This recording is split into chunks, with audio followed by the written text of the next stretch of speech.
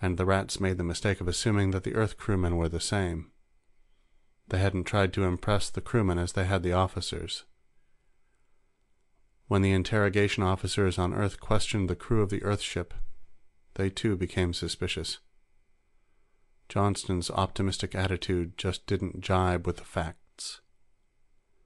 So, while the rat officers were having the red carpet rolled out for them, Earth intelligence went to work.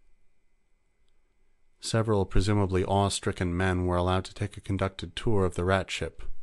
After all, why not? The 20th century Russians probably wouldn't have minded showing their rocket plans to an American of Captain John Smith's time either. But there's a difference. Earth's government knew Earth was being threatened, and they knew they had to get as many facts as they could. They were also aware of the fact that if you know a thing can be done, then you will eventually find a way to do it. During the next 50 years, Earth learned more than it had during the previous 100. The race expanded secretly, moving out to other planets in that sector of the galaxy, and they worked to catch up with the rats. They didn't make it, of course.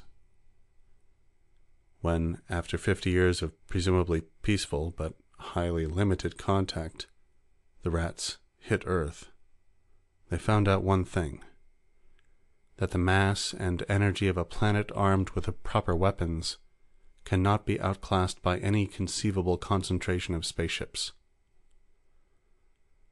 Throwing rocks at an army armed with machine guns may seem futile, but if you hit them with an avalanche, they'll go under. The rats lost 3/4 of their fleet to planet-based guns, and had to go home to bandage their wounds. The only trouble was that Earth couldn't counterattack. Their ships were still outclassed by those of the rats, and the rats, their racial pride badly stung, were determined to wipe out man, to erase the stain on their honor, wherever man could be found. Somehow, someway, they must destroy Earth. And now, Al Pendray thought bitterly, they would do it. The Shane had sneaked in past rat patrols to pick up a spy on one of the outlying rat planets, a man who'd spent 5 years playing the part of a rat slave, trying to get information on their activities there. And he had had one vital bit of knowledge. He'd found it and held on to it for over 3 years, until the time came for the rendezvous. The rendezvous had almost come too late. The rats had developed a device that could make a star temporarily unstable, and they were ready to use it on Sol. The Shane had managed to get off planet with a spy, but they'd been spotted in spite of the detector nullifiers that Earth had developed. They'd been jumped by rat cruisers, and blasted by the superior rat weapons. The lifeboats had been picked out of space, one by one, as the crew tried to get away. In a way, Alfred Pendray was lucky. He'd been in the sick bay with a sprained ankle when the rats hit, sitting in the X-ray room. The shot that had knocked out the port engine had knocked him unconscious, but the shielded walls of the X-ray room had saved him from the blast of radiation that had cut down the crew in the rear of the ship. He'd come to in time to see the rat cruisers cut up the lifeboats before they could get well away from the ship. They'd taken a couple of parting shots at the dead hulk, and then left it to drift in space, and leaving one man alive. In the small section near the rear of the ship, there were still compartments that were airtight. At least, Pendray decided, there was enough air to keep him alive for a while. If only he could get a little power into the ship, he could get the rear air purifiers to working. He left the lifeboat and closed the door behind him. There was no point in worrying about a boat he couldn't use.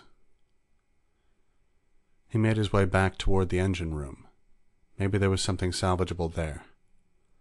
Swimming through the corridors was becoming easier with practice. His cadet training was coming back to him. Then he got a shock that almost made him faint. The beam of his light had fallen full on the face of a rat. It took him several seconds to realize that the rat was dead, and several more to realize that it wasn't a rat at all. It was the spy they had been sent to pick up. He had been in the sick bay for treatments of the ulcers on his back gained from 5 years of frequent lashings as a rat slave. Pendray went closer and looked him over. He was still wearing the clothing he had had on when the Shane picked him up. Poor guy, Pendray thought. All that hell for nothing. Then he went around the corpse and continued toward the engine room. The place was still hot, but it was thermal heat, not radioactivity. A dead atomic engine doesn't leave any residual effects. 5 out of the 6 engines were utterly ruined, but the 6th seemed to be in working condition. Even the shielding was intact. Again, hope rose in Alfred Pendray's mind. If only there were tools. A half-hour's search killed that idea. There were no tools aboard capable of cutting through the hard shielding. He couldn't use it to shield the engine on the lifeboat. And the shielding that had been on the other 5 engines had melted and run. It was worthless. Then another idea hit him. Would the remaining engine work at all? Could it be fixed? It was the only hope he had left. Apparently, the only thing wrong with it was the exciter circuit leads, which had been sheared off by a bit of flying metal. The engine had simply stopped, instead of exploding. That ought to be fixable. He could try. It was something to do, anyway. It took him the better part of 2 days, according to his watch. There were plenty of smaller tools around for the job, although many of them were scattered and some had been ruined by the explosions. Replacement parts were harder to find, but he managed to pirate some of them from the ruined engines. He ate and slept as he felt the need. There was plenty of food in the sickbay kitchen, and there was no need for a bed under gravity-less conditions. After the engine was repaired, he set about getting the rest of the ship ready to move, if it would move. The hull was still solid, so the infraspace field should function. The air purifiers had to be reconnected and repaired in a couple of places. The lights, ditto. The biggest job was checking all the broken leads to make sure there weren't any short circuits anywhere. The pseudo-gravity circuits were hopeless. He'd have to do without gravity. On the 3rd day, he decided he'd better clean the place up. There were several corpses floating around, and they were beginning to be noticeable. He had to tow them, one by one, to the rear starboard airlock and seal them between the inner and outer doors. He couldn't dump them, since the outer door was partially melted and welded shut. He took the personal effects from the men. If he ever got back to Earth, their next of kin might want the stuff. On the body of the imitation rat, he found a belt pouch full of microfilm. The report on the rat's new weapon? Possibly. He'd have to look it over later.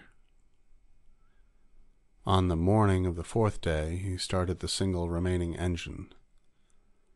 The infraspace field came on, and the ship began moving at multiples of the speed of light. Pendray grinned. Half gone, will travel, he thought gleefully. If Pendray had had any liquor aboard, he would have gotten mildly drunk. Instead, he sat down and read the spools of microfilm, using the projector in the sickbay. He was not a scientist in the strict sense of the word. He was a navigator and a fairly good engineer, so it didn't surprise him that he couldn't understand a lot of the report. The mechanics of making a semi-nova out of a normal star were more than a little bit over his head. He'd read a little, then go out and take a look at the stars, checking their movement so that he could make an estimate of his speed. He'd jury-rigged a kind of control on the hull field, so he could aim the Hulk easily enough. He'd only have to get within signaling range anyway. An Earth ship would pick him up. If there was any Earth left by the time he got there.